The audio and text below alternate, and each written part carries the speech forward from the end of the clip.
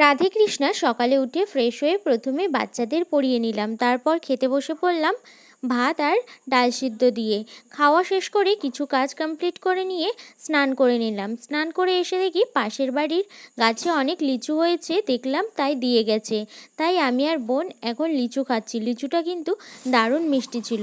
তারপর হঠাৎ করে দেখি ভীষণ মেঘ করেছে, তাই তড়িঘড়ি ছুটলাম ধান তুলতে। সবাই মিলে ধান গোছাতে চলে এসেছি।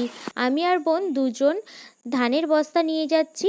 চাষি বাড়ির মেয়ে বলে কথা, এই কাজগুলো তো করতেই হবে, তাই না? আমি এদিকে বস্তা ধরে আছি, বোন গামলা করে ধান নিয়ে আসছে।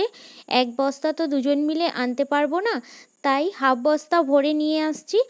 আর বাকি হাফ বস্তা ভরার জন্য গামলা করে নিয়ে বস্তায় ঢালছি। আমাদের ধান তোলা এদিকে শেষ হয়ে গেছে। দেখো কেমন জাঁকিয়ে বৃষ্টি হচ্ছে। ভাগ্যিস ধান তোলা হয়ে গেছিলো। তারপর বৃষ্টি দেখতে দেখতে আমরা খেতে বসে পড়েছিলাম। অনেক দেরিও হয়ে গিয়েছিল, তাই খুব খিদেও পেয়ে গিয়েছিল সবার। দুপুরে ছিল ভাত, কচু শাক, উচ্ছে আলু ভাজা, পাকা পটল, বাটা মাছের সর্ষে পোস্ত দিয়ে ঝাল, আর ছিল মিষ্টি। আবার দেখা হবে নতুন কোনো ভিডিওতে। বাই, তোমরা সবাই ভালো থেকো।